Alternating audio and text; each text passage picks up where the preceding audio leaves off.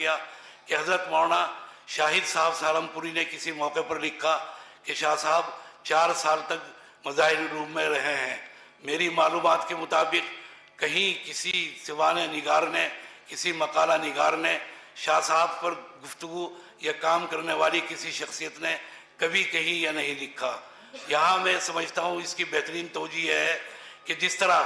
موجودہ دور کے اندر واٹس ایپ پر اور دوسرے تمام میڈیا کے اوپر شاہ صاحب کی تصاویر وائرل ہیں، وہ ایک بھی تصویر ایسی نہیں ہے کہ جو شاہ صاحب کی حقیقی تصویر ہو۔ یہ تمام تصویریں والد صاحب کی حیات میں آ چکی تھی سامنے، اور ان کی تصدیق کے لیے اس وقت کے محتمم دارالعلوم حضرت مولانا مرغوب الرحمن صاحب بجنوری نور اللہ مرقدہ اور دارالعلوم دیوبند وقف کے محتمم حضرت مولانا محمد سالم صاحب قاسمی، جنہوں نے اپنی کمسنی میں حضرت اقدس شاہ صاحب کی زیارت کی تھی اور بکثرت کی تھی، اور ان کے منجلے فرزند حضرت مولانا اکبر شاہ صاحب جو حضرت مولانا محمد سالم صاحب قاسمی کے کلاس فیلو ہم درس اور ہم سبق تھے شعبہ فارسی میں، انہوں نے زیارت کی اور انہوں نے تردید کی، فرمایا ان میں سے کوئی بھی تصویر حضرت شاہ صاحب کی نہیں ہے۔ تو موجودہ دور میں جتنی تصاویر ہیں وہ سب کی سب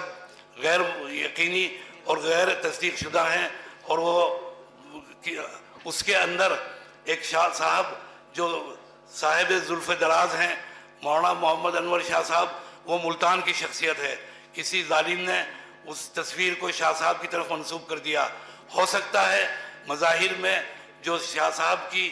تعلیم علمی کا دور بیان کیا جا رہا ہے وہ کوئی محمد انور شاہ مقامی فرد ہوں، مقامی تلمیذ ہوں، مقامی شاگرد ہوں، مقامی طالب علم ہوں۔ شاہ صاحب کی وہاں پر کوئی تعلیمی سلسلہ کبھی نہیں رہا، نہ کبھی شاہ صاحب نے بیان فرمایا۔ تیسری بات یہ ہے کہ شاہ صاحب سے منسوب جو مشہور واقعہ ہے ان کی قوت حفظ کو بیان کرتے ہوئے ان کے مصر کا سفر، ان کے شاگرد رشید شارح بخاری حضرت مولانا سید احمد اللہ بجنوری نے واضح صاف لکھا کہ شاہ صاحب کا کوئی سفر مصر کا ہے ہی نہیں، کوئی سفر کیا ہی نہیں۔ تو یہ واقعہ بھی خلاف واقعہ ہے اور اس کے اندر بھی کوئی حقیقت نہیں ہے۔ ان تمام چیزوں کی وضاحت ضروری تھی اس موقع کی مناسبت سے، اور اس کو غنیمت جانتے ہوئے میں تمام حضرات کا شکریہ ادا کرتا ہوں جن حضرات نے یہاں پر مقالہ نگار تشریف لائے اور انہوں نے شرکت فرمائی، اور جو صاحب رحمانی صاحب وفات پا گئے اور شہادت کے درجے پر فائز ہو گئے، میں ان کے متعلقین سے تعزیت مسنونہ بھی پیش کرتا ہوں۔ وآخر دعوانا ان الحمدللہ رب العالمین۔